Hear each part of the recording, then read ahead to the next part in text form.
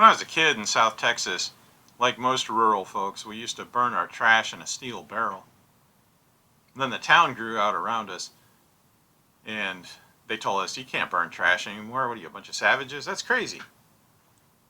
So after that, my mother used to go around with her household trash and throw it in various dumpsters around town, which seemed like a clever solution, but of course we all know, now that we're not children anymore, that nobody likes you to throw trash in their dumpster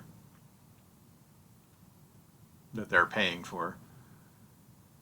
So eventually I lived in the suburbs of Kansas City for 11 years, and that was a whole different experience.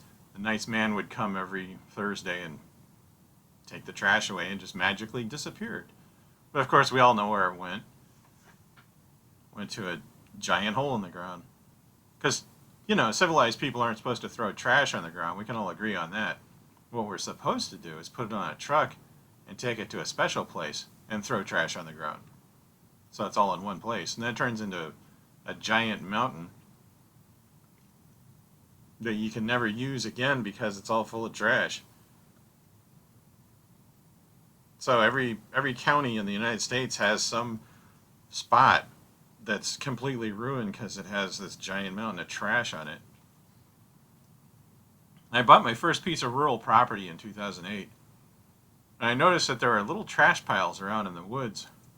And I suppose rural folks back in the old days didn't have trash collection, and they didn't want to drive the trash all the way to the dump themselves in their own pickup truck, so they'd just throw the trash out in the woods.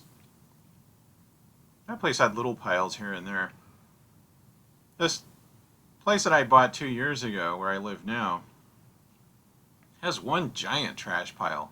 And it looks like for several decades, the former owners of this place threw everything that they didn't want in this big heap out here behind the house.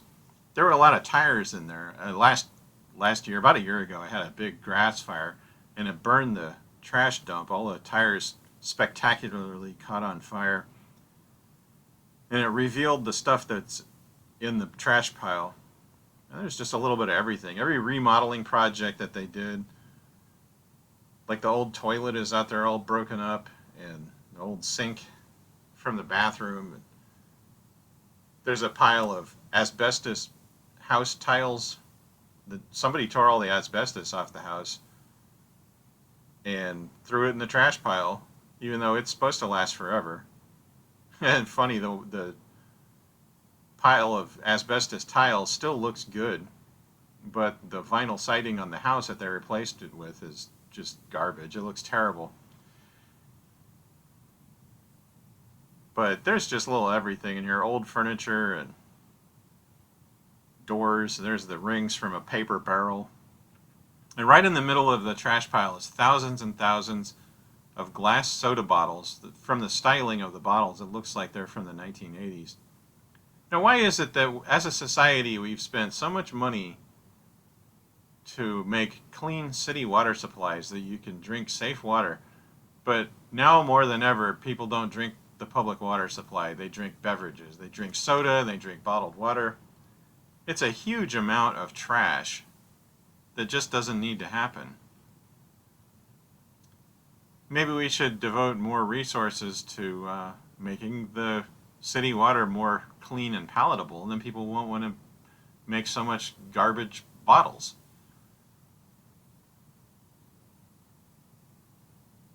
Now, I would like to clean up this trash pile, but you know what that means.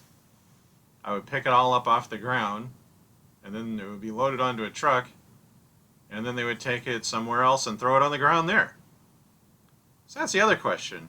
Why do we have so much garbage anyway? Why is it acceptable to build Mount Trashmore in every county in the United States and make a dump that you can never use for anything else again?